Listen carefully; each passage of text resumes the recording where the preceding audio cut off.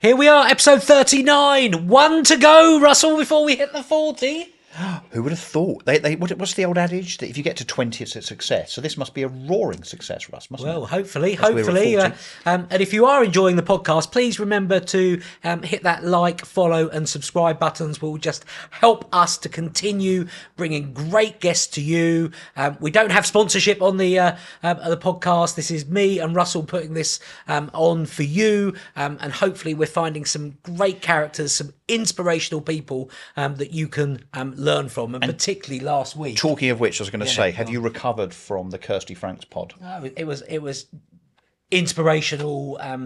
She's an incredible lady. The drive just shines through that story that we keep hearing on this podcast, that I set out on a journey. It didn't go in a straight line, but I've got over those hurdles and I've bounced back and I've got bigger and better and I'm going again and again, and just an inspiration to many people, Russell. And hopefully, as we're becoming well known for, yet another story of inspiration, determination, resilience, I think is probably the word, and how actually, you see people at these property events, you see these people on LinkedIn and Instagram, and you think, oh, well, look at Kirsty Franks, lucky her. She's the fractional marketing director of the Property Franchise Group, one of the biggest estate agency businesses in the country, and she's got her own business. Lucky her.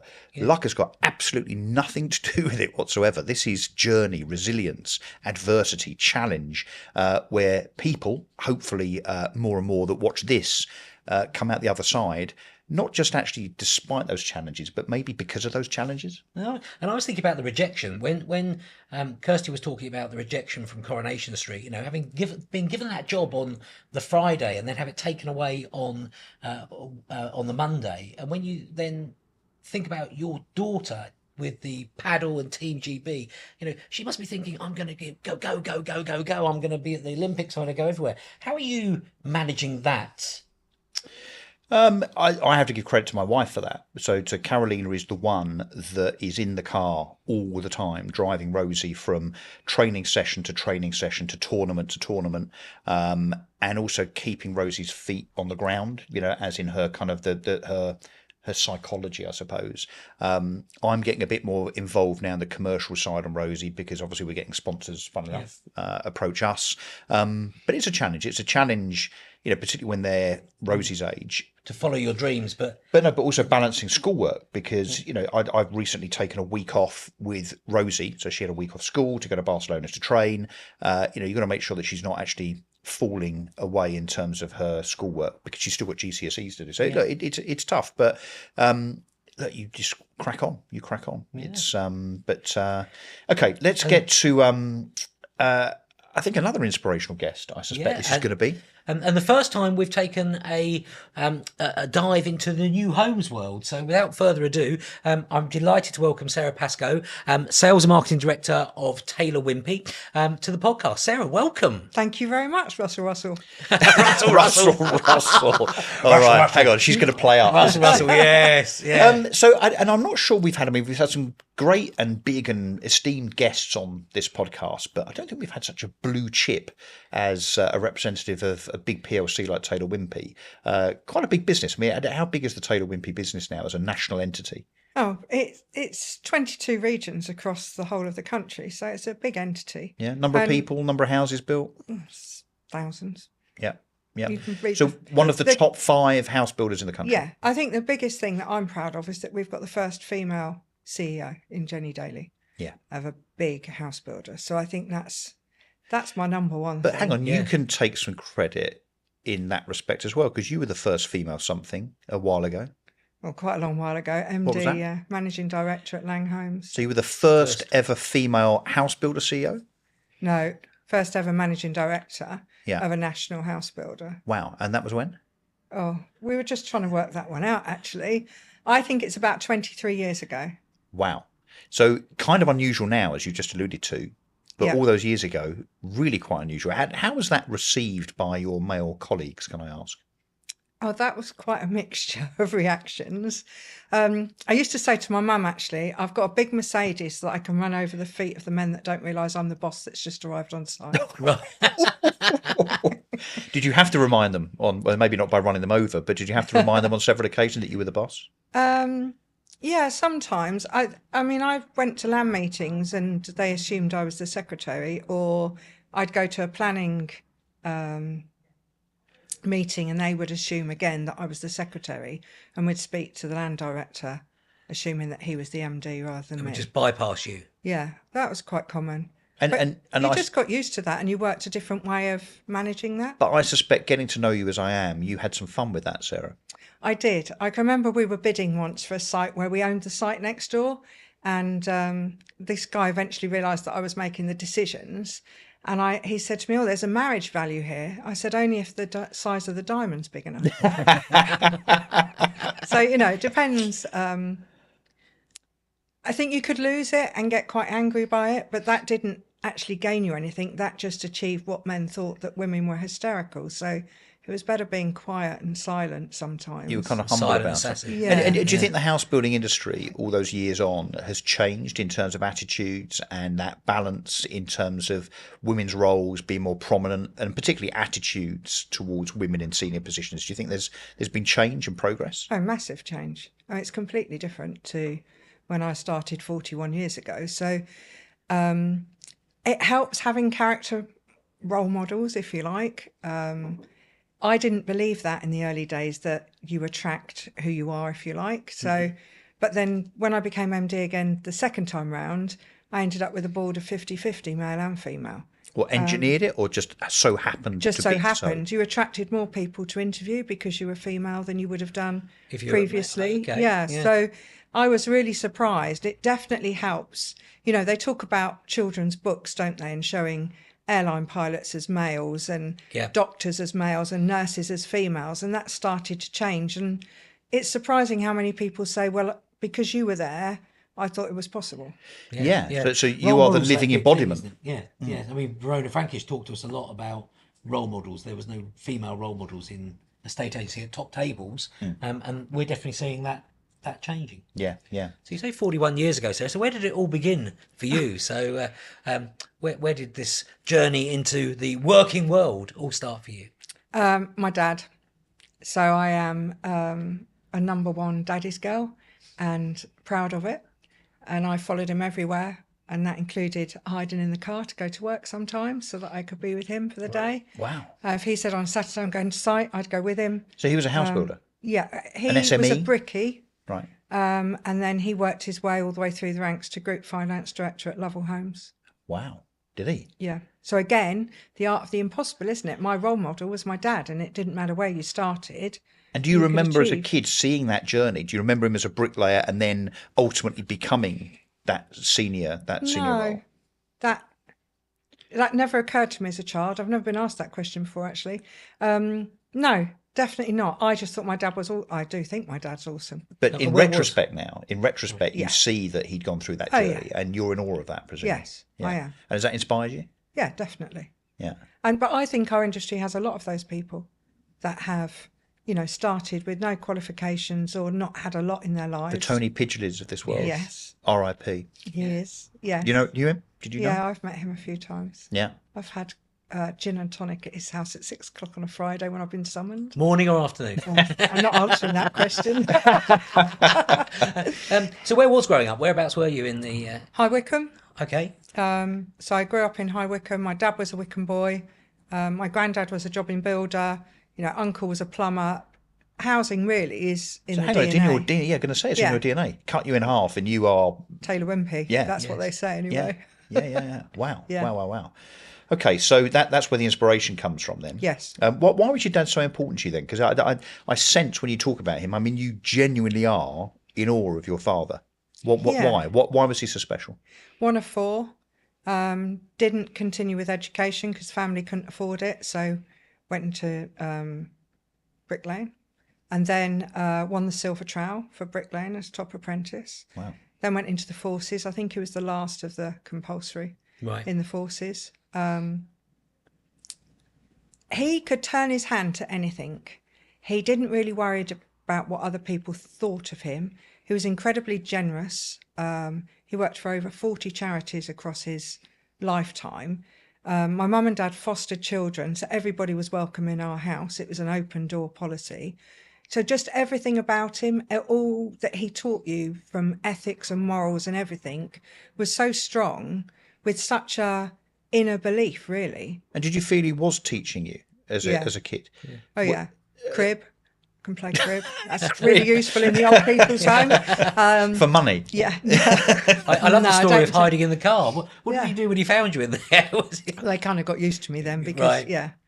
But He's Mum probably would be secretly like- very proud of that, I would Yeah. think. That you Yeah, wanted he to... never said that for a long time. The first time he said it was when I got MD at Laing, and I was in the Financial Times, half a page in the Financial Times. As a and he profile rang me. piece, yeah. Yeah.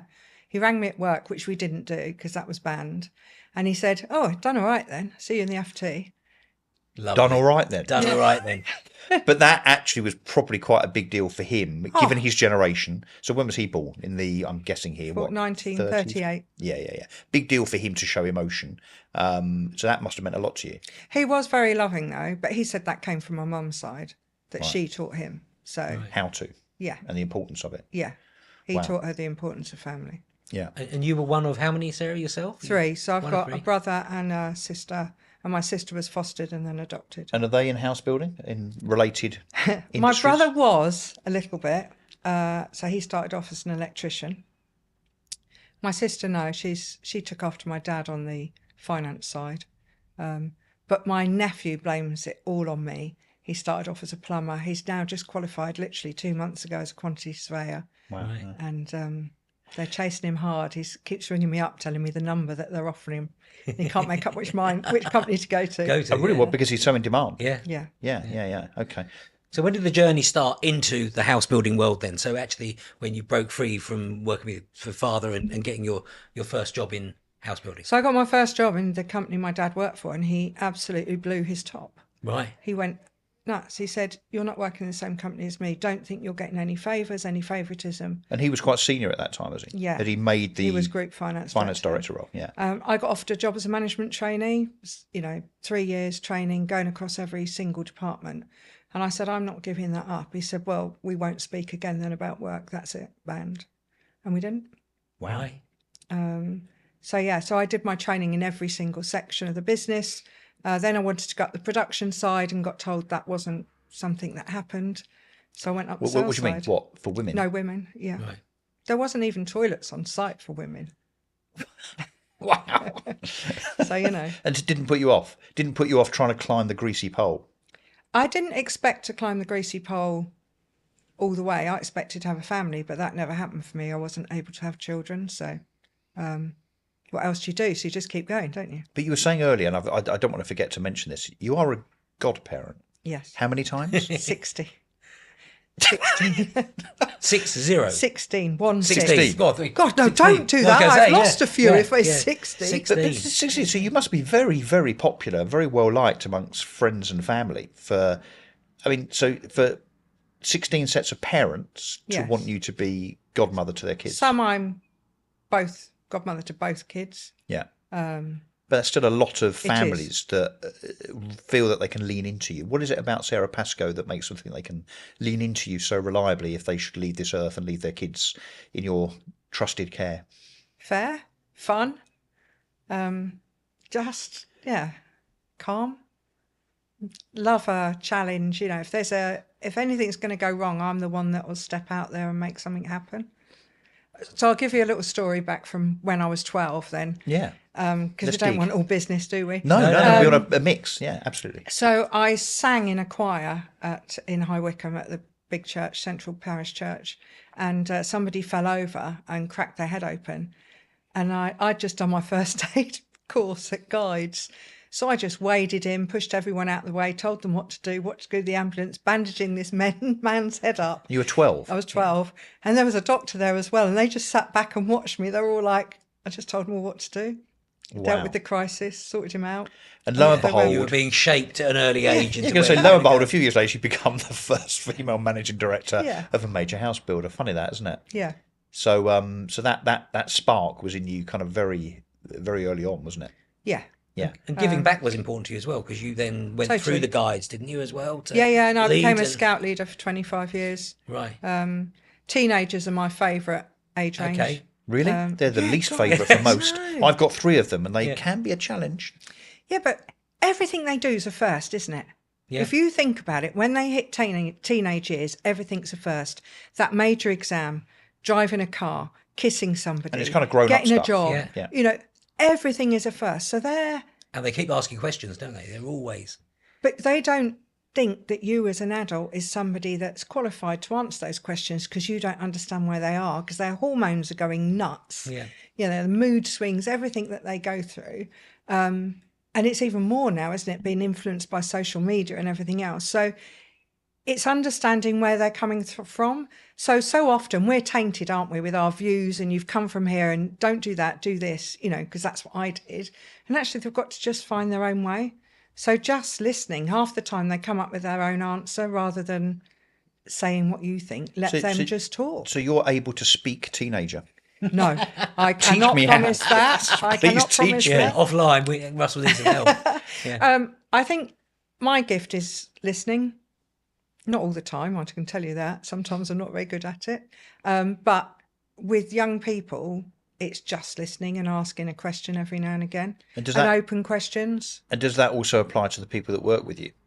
I Do you, hope do you so. apply the same philosophy? Yeah. That even if they're a bit tricky, a bit obnoxious, you know, and people in property can be, you apply the same kind of set of skills to, you know, a semi-obnoxious kind of quantity surveyor or, I don't know, subcontractor that works with you at Taylor Wimpey as you would do to a set of teenagers in a youth club. Is it similar? It is similar, but there's two different things there. One is I'll find out about you.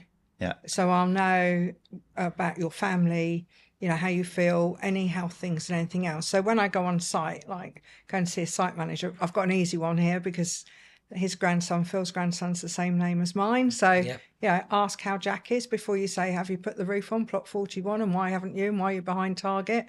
Because people are much more open if you engage with them on A personal level. about them first. So it's empathy. Very high, yeah. And do you think women are better at that in leadership than men? Yes and no. I think sometimes it's not always. Well, I think they are, by the way. It's not a trick. No, I think but women are sometimes leagues ahead in terms of empathy and emotional intelligence than men, particularly in business and in leadership. I agree, but you have to have the other side where you have to be able to say that's not good enough. So you do the personal side, but when you come to work, you've got to be able to nail that down and actually talk about that and be open about it and not skirt around the issue. Sometimes you're almost too kind, and it's not. It's Well, that isn't can be helpful difficult. to either party. I think if you've built a relationship with someone that you work with and you have got that empathy, I think it's then more difficult to give them a bollocking because you're closer to them, right? So you tell, I mean, how do you Why are manage you being that like balance? that? Yeah, I thought we were friends, Yeah, Sarah. yeah, you know, yeah. well, I've had that. have you? Yeah. And how do you How do you deal with how do you cope with that? I can say we are from a, talking about family and everything point of view, but we still run a business. It's back to your And the dad. We don't business- talk about work. Yeah. Don't. A business is what we're here for, and if we don't run it correctly, neither of us got jobs. So we've got to step up. Yeah. So I want to go back to your journey. So you're 3 years management trainee. You go into the sales and marketing function. You rise through the ranks, and looking through your career history, you then had a period of where you went freelancing as well. And Yeah. So when Laing got bought by George Wimpey, we got amalgamated into the business, and I decided not to stay, partly because my husband didn't like corporates, so he found that really difficult. He ran his own business. So I did go out there and work for some smaller businesses, but it wasn't my cup of tea. I am a corporate girl. I love it. I love TW. So get you love, and look, bored. these are my words, not yours, but you love all the red tape and the bureaucracy and the fact that it takes months to make a decision. You love all that, do you? No, but You cut I through it. understand why. right. And that's the difference. And you know isn't there it? has to be a process. Yeah, we take shareholders' money. We've got to be responsible for it. So therefore, we've got to have that process to protect it, haven't we? So, my job is to look after shareholders, customers, and staff. It doesn't matter which order. There's no right or wrong to that order, is They're there? equal priority. Yeah. Yeah.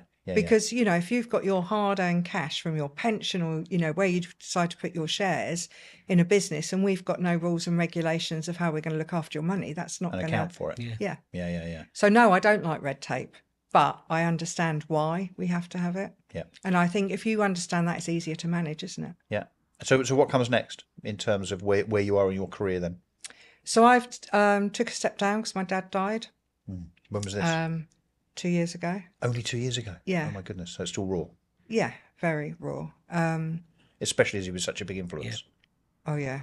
But I talk to him every day. You're lucky I've not got one of his jackets on today. Right. Oh, really? So I've got 2 of his jackets and a coat, and if I'm having a bad day, I wear it because that's like having a physical hug, isn't it? Yeah. But you know, he must be immensely proud of you and what you've done. Yeah, Did he ever tell you? sometimes. Only Did in the it? FT. Yeah. Well, yeah. But My not, mum would tell me because my dad would talk to my mum and then my mum would tell So me. he's really proud of you. Yeah. Yeah. Yeah. We were talking a little bit before we started about a complete change when you had to go overseas. Do you want to just talk to us about how that arrived and the situation you found yourself in? and can I just qualify, just to set this up, right? Yeah. Because you not teed it just up nicely. overseas, yeah. Most people, when they talk about going to work overseas, you know, you might go to France or the US or Australia even. You ended up in where? Azerbaijan. As you do. Yeah. Or Azawazza, as I nicknamed it. Right. So most people will only know Azerbaijan because there's now a Formula One race there in Baku. Yep. And otherwise, it's quite is it fair to say, a kind of a distant and anonymous place that isn't necessarily on people's map ordinarily? Yeah, definitely. How on earth did you end up there? So I needed to earn some serious money to pay off bank debt from my husband's company, or we did, but he wasn't in a good place. So I've needed to pay £24,000 a quarter in bank interest. £8 and this grand a was month? this is in 2008. Okay, in the crack. Yeah. What line was your husband in? Same line, house building, but he had his own company. So the business failed as an SME builder, was it? Yeah. So cash is king, isn't it? You can make Almost as much everybody, profit- almost Yeah. everybody failed. Yeah. Right? At So that cash time. is king. So I ended up getting a phone call from somebody saying, "Could you help us with a pitch?" Because she knew I was free. I said, "Yeah, I'll help you." And that was to pitch for all the sales and marketing for this project, Port Baku Residences in Azerbaijan, working for the First Lady. So So it was almost a government scheme as such. Then was it? no. Private development. Private development, totally private. Right. So they didn't get the job, but they asked for me to be a consultant to start off with on sales and marketing and driving it forward. And then they asked me to go and live there. So then I earned enough money to pay the 24 grand a quarter, to pay the bills. So you paid the debt off. Right. Yeah. Was it a tax-free situation or? If you live there over a year, yeah. So that was quite lonely though, because I went on my own. I wasn't in a compound like BP or anything. So I was living in the Azeri world. I don't speak Russian or Azeri, funnily enough, not in my repertoire at the moment. But I managed to train a whole sales team in Russian and Azeri without speaking the language. Well, you had a translator. Was it? No, No. no. What was that? There's What no did you use? Google Translate. What There's do you no use? ChatGPT. Sign language. Teletext. What did you do? No. So I realised after the first week that I was going to struggle because there was a cultural thing between men and women. So women aren't allowed to tell men what to do in Azerbaijan. They course, get, yeah. you know, because it's 95% Muslim that is Russian as well. So What a mix. yeah, it was a hell of a mix. So I had 9 people that I was meant to be training, and although they were saying the words, they didn't understand it and the way they responded. So I thought, I'll video it. Next week, I'll video it. How I came to that was another story because I fell over drunk, having drunk vodka, thinking I was going to have to go home, and had a terrible headache and started watching this TV program. Would you lie to me? It Would I Lie to You? Right. not the comedy. It was like how to solve murder mysteries, but by body language and things like that. And I thought, okay. So on the Monday, I did the video training, and I thought, I don't need to know what they're saying. If they ask an open question, it's a full barrage of conversation, isn't it? So they're getting information. If it's closed, it's niet or DR. Yeah. So they haven't asked enough information, or they're getting confirmation. People literally do move in and out, whether they're interested or not. Eye you can contact. see that. Yep. You could physically see it. Yeah. So that's how I taught them how to sell. So that was a success, despite a huge cultural and language barrier. Yeah. Wow. And bouncing back from adversity of your husband's business. Because I imagine before that, from just the amount of money you needed to find, things were going really well for you. Yeah, we had a really good You were lifestyle. both lying, good lifestyle. But you're also there on your own, so your husband stayed behind. Yeah, because the 2 girls, his 2 daughters. Right. So your stepdaughters. Yes. Yeah. So one lived with us. So both at my mum and dad's. And Wow. I mean, should we just stop for a second just to try and understand? So you've got the This is wake of this 2008 as well. 2008 financial crisis, world's going to end financially. You know, your husband's not in a good place, understandably, because of the failure of the business. You get an opportunity to go and kind of salvage the finances by way of sticking your neck out to pay the interest back that you feel obligated to do, whether you actually had to legally or not. I mean, let's In not a go there. place 17 years And ago, then no one would have heard of And then it. you go to a Yes. place, but not only is this language barrier, but as you say, it's a Muslim country where, you know, I'll tell it how it is. This is me saying it, not Sarah. There's just a little dollop of misogyny going on. And you do it anyway. You succeed at it. I mean, that is worthy of a round of applause, I think, Sarah. Seriously. Other people do much better than me. At No, but that's adversity, not so- a bad shout, is it? No. I mean, talk about tenacity. So How many years were single-mindedly, you out there? 2 years? Only 1 year. 1 year, 1 full year. Yeah, I realised I wasn't going to be able to get back on the plane again. So I only came home twice because the first time I had to get back on the plane, I thought, I'm not going to be able to do that again easily. So we used to meet in Dubai because it was easy for me. Right. so what happened next? After that year? Came home. I wasn't particularly well, having lived in Azerbaijan because the food and drink wasn't that easy in those days. There was a lot of infrastructure still going in. So my colleagues at now Taylor Wimpey, that was Laing, that was George, were like, come on, back in. So I came back to Taylor Wimpey, They pulled you back in. What role did you go back as? sales and marketing director. In a which I region? love, in a region. Which region? Southern Counties and South Thames. Okay. And then I was persuaded to go for MD again. So I did. Yeah. Did you need a lot of persuasion? I suspect not. It's a big job. Yeah. But one that you know you're up to because you've done it before Yeah. when it was Lang's. And I was once I got it, I was really excited. I was more excited than I expected. Yeah. But also, it's my old crew because I was sales director there. So Yeah. So I they knew a lot of the wanted team. you as Yeah, much yeah. as you wanted. yeah, Wanted I that. keep trying to move away from wearing pink, and my office was almost completely pink. Pink bin, pink, pink stapler, you name it. There was pink. It had been decorated everywhere. But yeah, it was really good. And was the job mainly operational, or was there an element of strategy to that region role? You're always working on a 5-year strategy. As But an your MD. strategy, or something that's imposed on you by above? No, it's your plan. Right. Yeah. I mean, you've got it. It's a bit like running a franchise, isn't it? You've got your guidelines in what you're expected to achieve, you know, how you're supposed to behave, what you're supposed to do.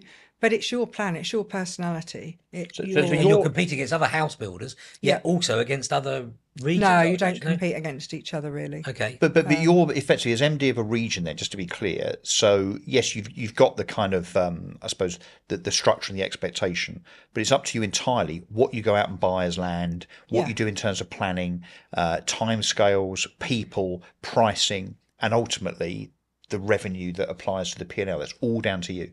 Yeah, you've got your guidelines there, as I say. So you'll know what type of land you're going after. You've already got a standard Mix, house type product mix, range. yeah. We can choose the mix because you do that on gap analysis or what you think's going on. So you've got all the tools to assist you to make sure that you're, you know, investing that shareholder money in the right way. And how many units are you producing, do you think, on average on an annual basis in a region like that? That's about 500. 500 units on an annual basis. Wow, okay. 10 a week. Where do you see new homes at the moment? I mean, as we're recording this today, I think this morning the government have announced 39 billion into affordable housing. Is it this morning? Is that Yeah, the spending review is, I think actually Rachel Reeves is probably on her feet right now as we record this, talking about what that spending review looks like.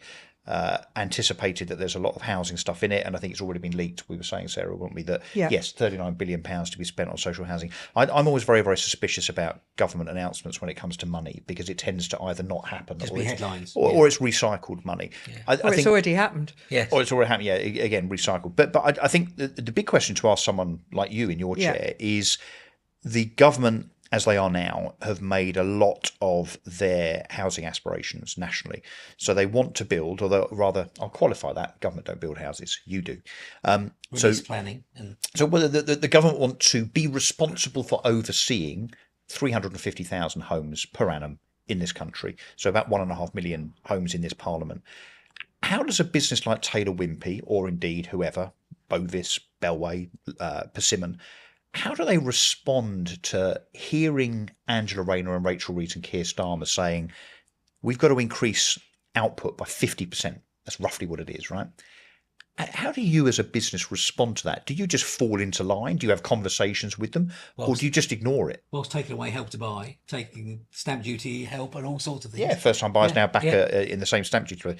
I mean, how do you respond? Because for a business like Taylor Wimpey in your region to uplift output and therefore everything else by 50%, so 50% more staff, materials, resource, planning, what happens at Taylor Wimpey? We're really fortunate because Jenny Daly, our CEO, has been talking to government for a very long time. That's one of her strengths. So she's involved in quite a lot of stuff before it even comes out. She talks. This government's more open than a lot have been as well and want conversations with us.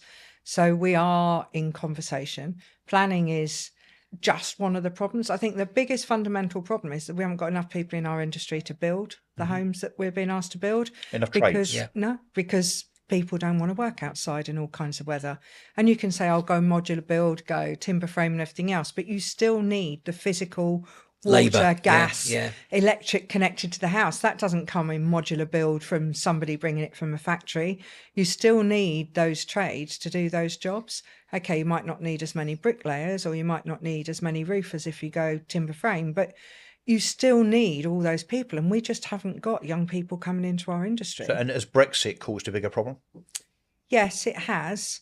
But you still had an ageing population in the people that came over to work outside because people want the comfort of their own, laptops, homes, working from home and all that type of thing. There's nothing that pees off a site team more than people moaning that they've got to come into the office and they can't work at home for much when a site team work on site all the time. They can't build the house from home, can they, remotely? So what are Taylor Wimpey and others, going to do in response to this uplift in aspiration by the government? Are you going to build 50% more homes, do you think, over the next 5 physically, years? not at this moment in time, no.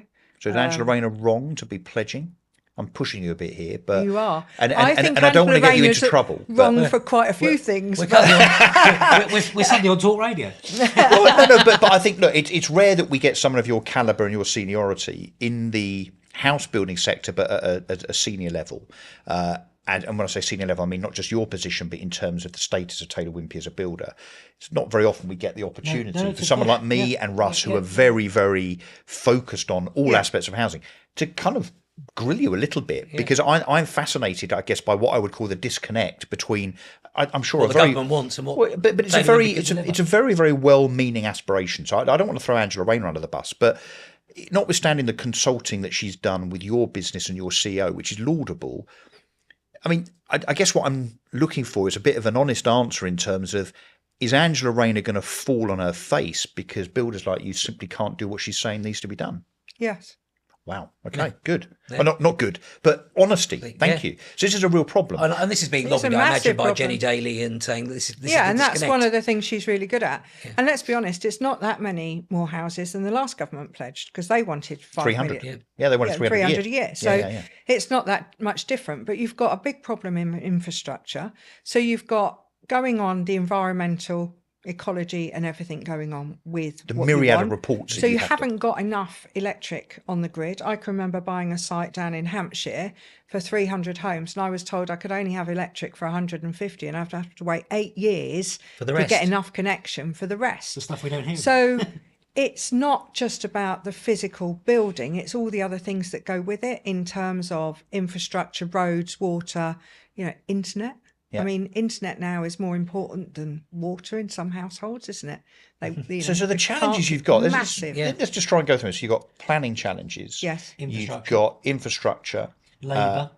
Labour, materials. Haven't even touched materials. No, we haven't. And that's a 50% more bricks overnight. It's not going to happen, is it? No. And we had that problem. Tubes, there's not enough all sorts of things. We had that problem coming out of the pandemic. Because coming out of the pandemic, I don't think many people thought we were going to go into a boom, and we all thought we'd probably have a bit of a dip. Yeah. So factories were shut.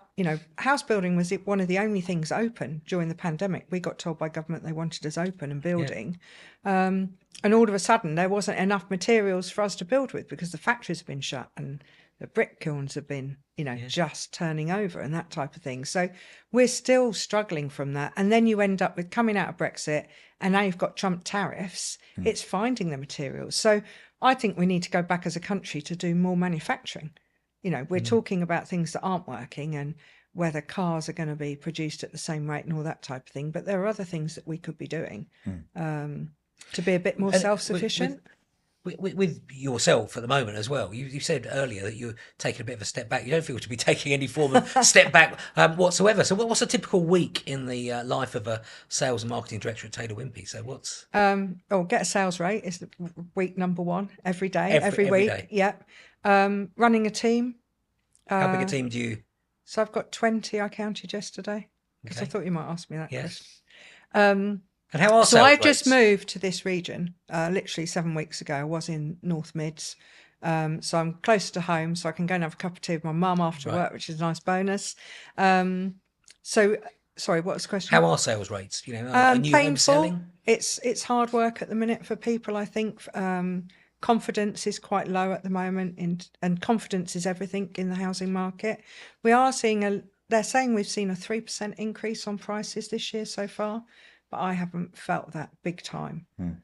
It's not uniform across the country. Well, you have to thrive on volume, don't you? Yeah, we So, do. and getting it right. And of course, the gap between when you make a decision as to buying a site, going through planning and so on, versus when the outturn is, Yeah, you're looking 3-4 years in advance per site. Yeah. 2 years is the minimum So normally. you've really got to have a crystal ball. And it's Yeah. that big challenge that when you're in sales and marketing that you need to start spending more money Yeah. to attract people to site I'm not convinced about that. if you feel there is a market there. Yeah, but it depends where your sites are as well, isn't it? Because if you're on a main road, everyone can see you. So it's more about your messaging and understanding who wants to buy from you.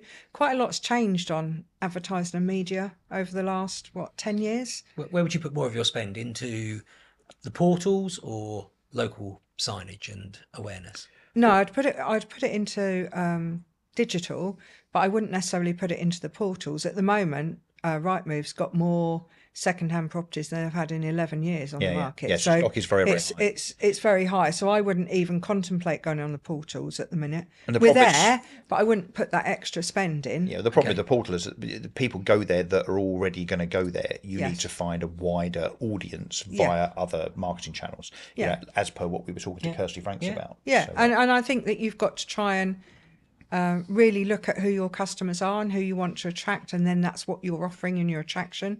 So you can't come off the portals completely, because if you want to buy a home, where'd you go? Yeah. First place. and do you not everyone use goes. agents as such? I mean, I guess because your developments are so big, you favour your own direct salespeople and show homes and so on.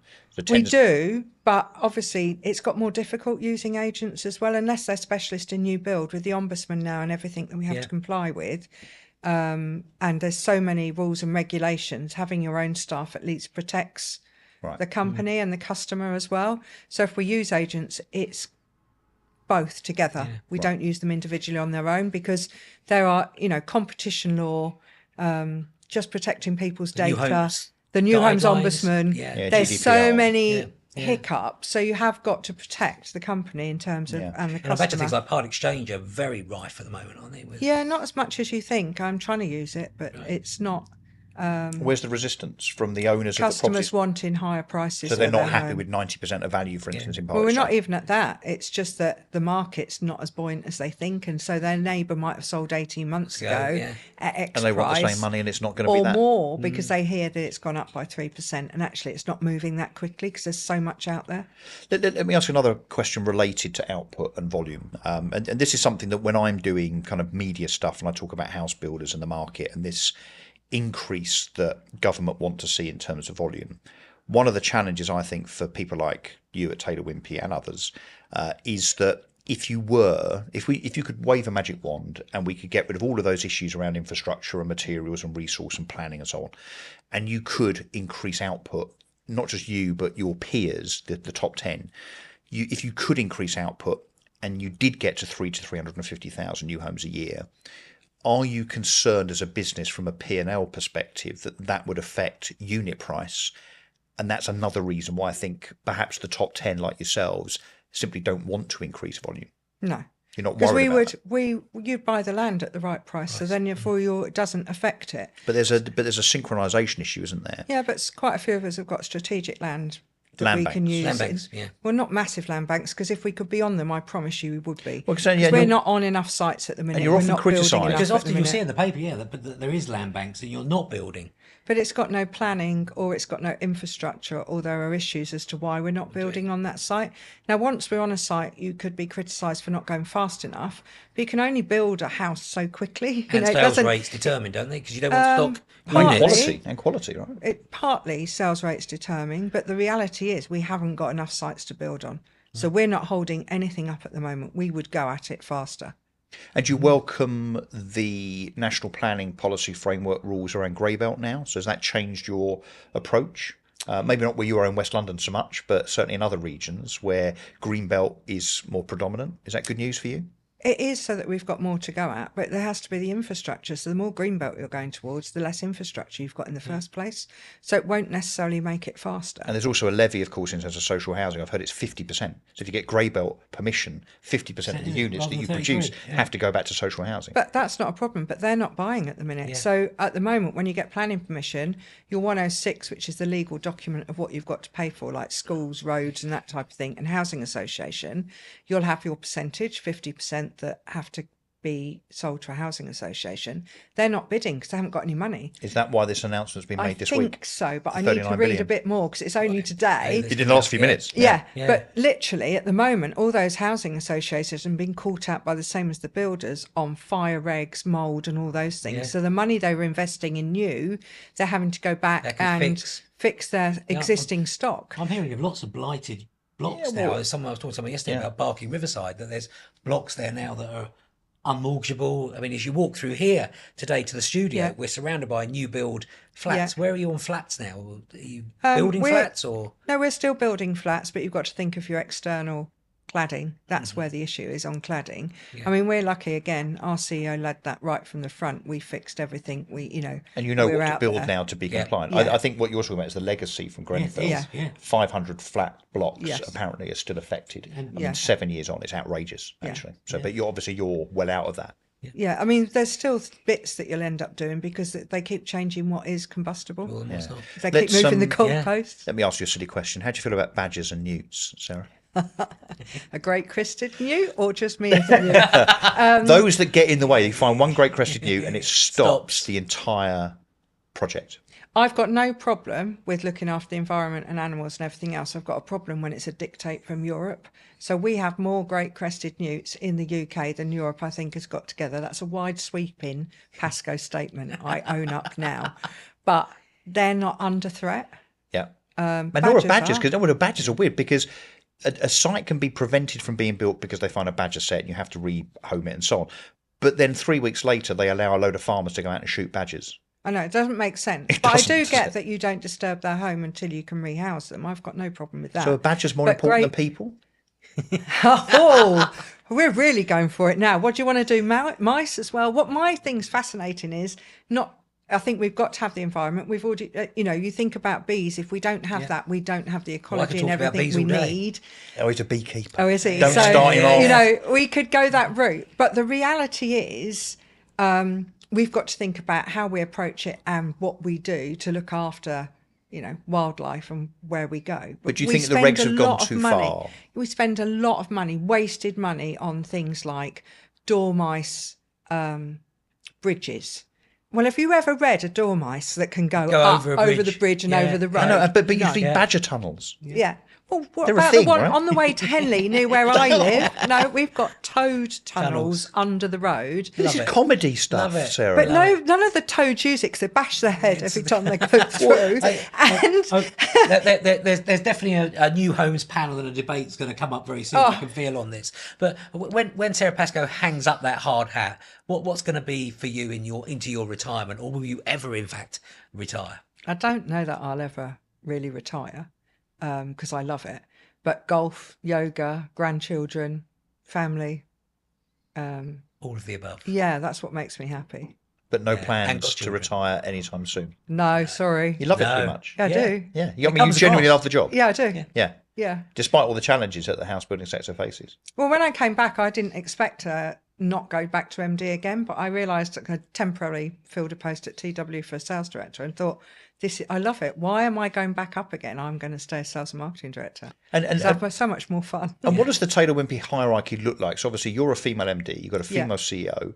Are there others, or are you two the anomalies? No. It's really strong. So you've got Jenny, we've got Ingrid Osborne, who's amazing, one of our divisional chairs, and she came up through the graduate route and, was a MD and everything all So the way things through. are Land changing. director. I think I keep saying this, and I think men need to sharpen up a little bit, don't they? Yeah, 'Cause, but it sounds like the house building sector is getting with the programme and being more equality focused than estate agency. Yeah. Yeah. Where there are, I think, and we've interviewed most of them, 2, maybe 3 female CEOs of big estate agency businesses. I mean, and actually we've got less one now, per land. less now than probably 3 or 4 years ago, actually. But wow, okay. Sarah, that's been fascinating. Thank you for sharing your journey. Thank you you. for sharing your story and the insight, which I think listeners, particularly in the property sector, will love about what is actually the drive of a house builder to want to get building, and not this myth that we're hearing that you're holding back. And also understanding that. your refreshing honesty.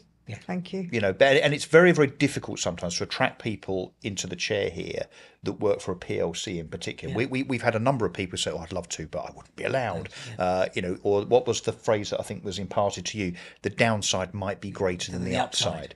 But you've been Everything to lose, nothing to gain. but you've been candid and honest. But also, look, what a great account of what is obviously a fabulously progressive business in Taylor Wimpey. Thank you. Sarah, thank you so much. Thank you, Russell. So that's it, episode 39. We're going to make episode 40 very shortly, which we're really looking forward to, and it's a milestone for us. So it just leaves me to say it's good night from me. And it's good night from him.